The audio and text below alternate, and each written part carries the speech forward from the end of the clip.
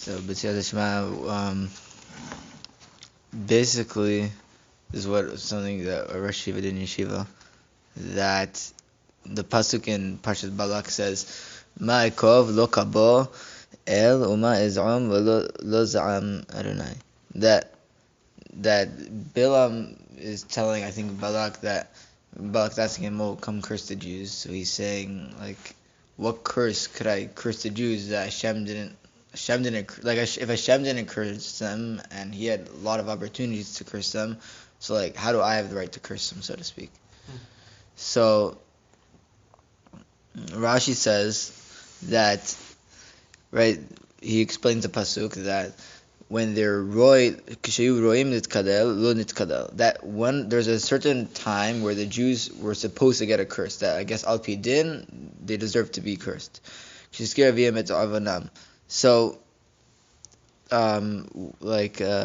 Kiba pamargu ish lo kalel ella afes shenemar arura afes.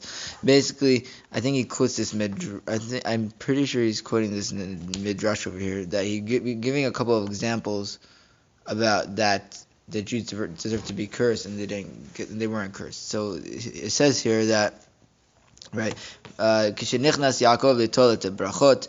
One example is that when Yaakov, he went to go take the brachot, Nichnas b'mirma, he went with trickery. Dichtiv vet orot gedei ha'yizim ilbisha al yadav. He put, like, the cloth on his hand, the hair, to make it look like Esav.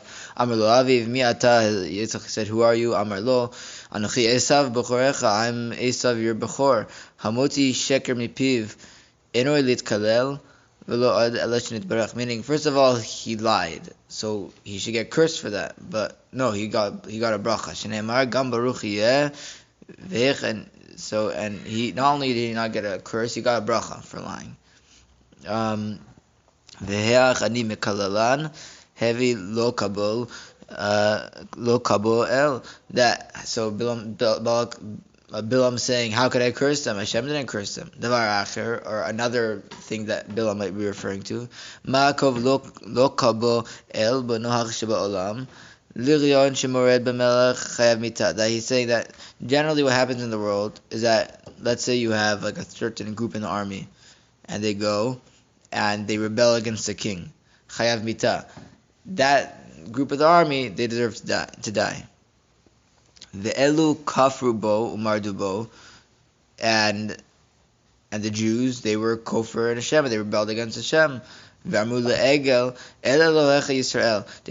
that, they did the chet egel. They said that this golden calf, this is the God. So they were kofar against Hashem. So shouldn't Hashem have destroyed them? Nevertheless, Hashem did not move from His love for the Jews. Not only did not kill them or destroy them or curse them, He said, here, I'm giving you anane kavod. V'lo pasku mehen haman v'habe'er. And He did not stop the man from falling and giving them, fully ruchani food, and the be'er, that Miriam, that would go along with them from water. V'chenu omer, and also says in Nehemiah, af ki asu lehem egel masecha v'irmuzeh elohecha v'chomer v'yasu ne'asot gedolot. I'm not sure what that's saying. I think they're referring to the same incident, that they did this egel, and they said this is the God. Do you know what ne'atzot means? Ne'atzot? V'yasu ne'atzot.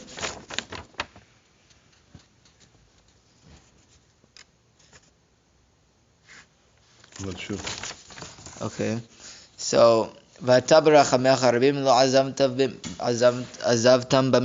Hashem, with your great mercy, you did not abandon the Jews in the desert. And the clouds that would go along with them did not separate from them in their days. And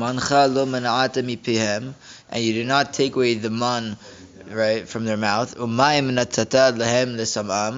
And when they were thirsty, you gave them water. So therefore, Bilam says, how in the world do you expect me to curse the Jews when they did the most horrible thing, and Hashem didn't curse them at all, and rather He did give them brachot instead, Right? Ma'akov lo kaboel b'shah sheya mitzaveh otam al ha'klalot v'al ha'brachot b'brachot haya mezkiram. Fine. And then another one is I think there's a. He says there. He's saying, what could I curse? What could I curse that Hashem didn't curse? That b'shah shaya mitzaveh otam al ha'klalot v'al ha'brachot.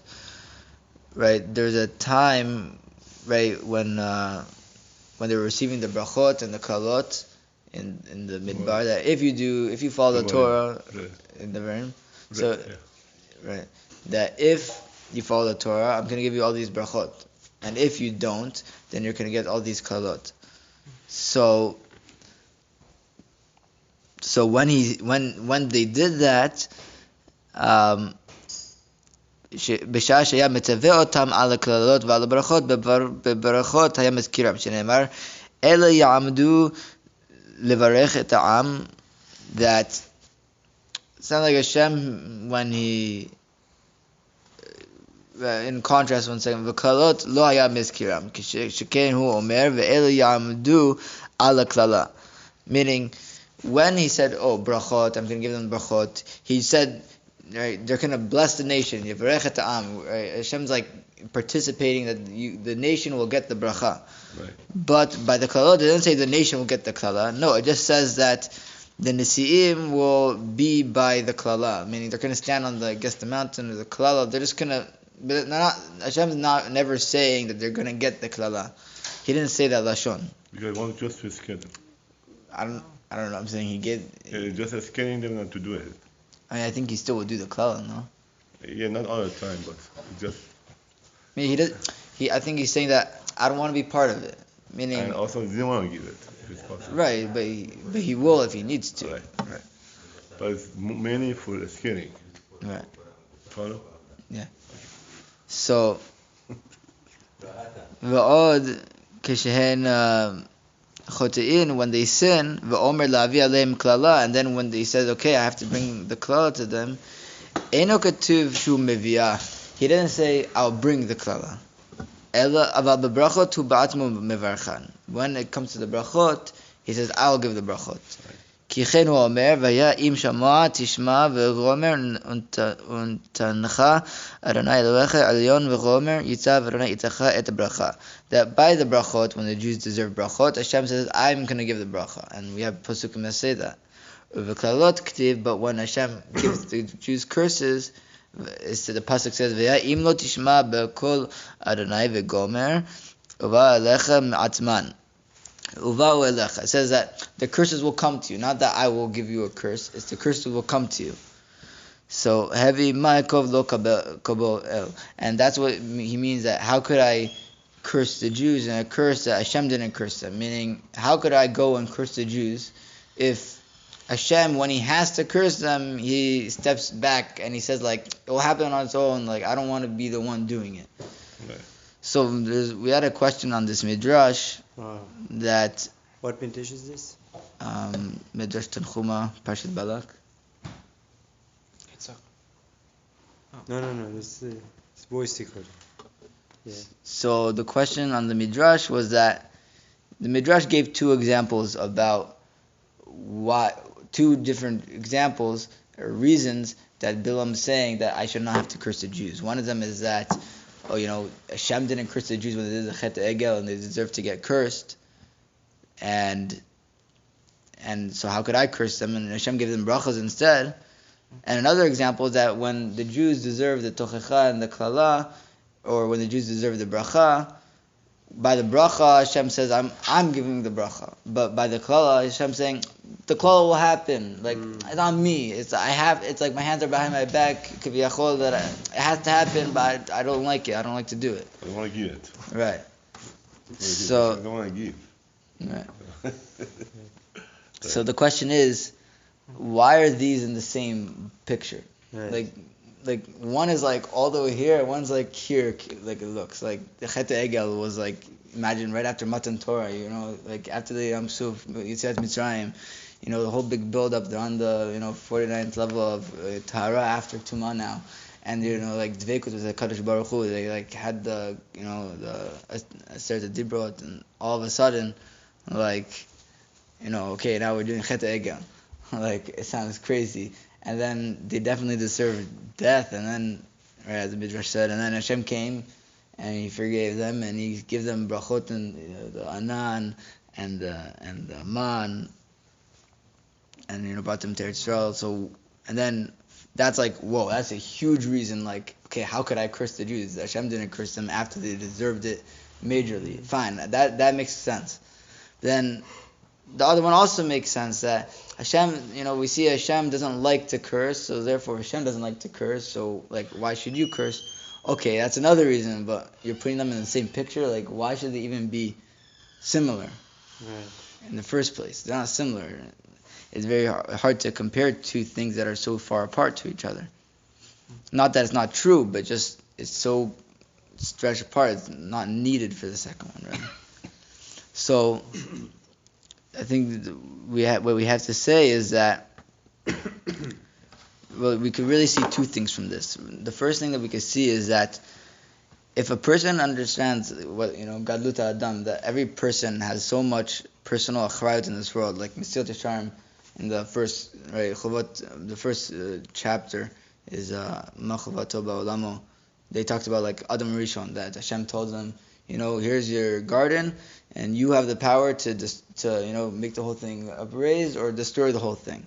A person has like so much power in them that we think we don't do. Like, we think that, okay, I just did a mitzvah, I just did an avera, but you don't understand. You're really affecting so much things that you don't understand. Like, we can't even understand the impact it has on the universe.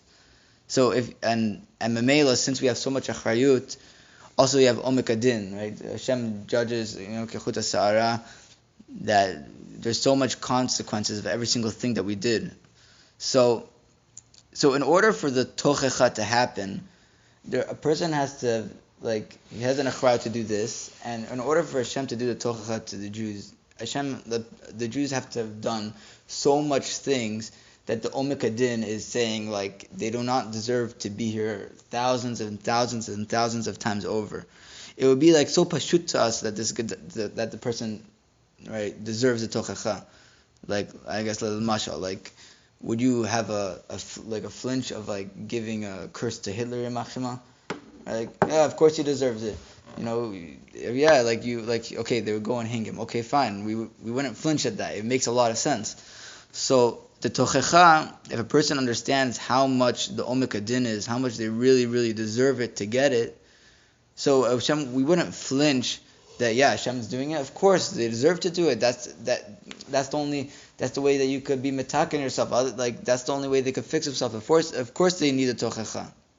It's for their own good. They really need that. And it doesn't make any sense. Like, if Hashem didn't give them the tochecha, we would say, why is He not doing that?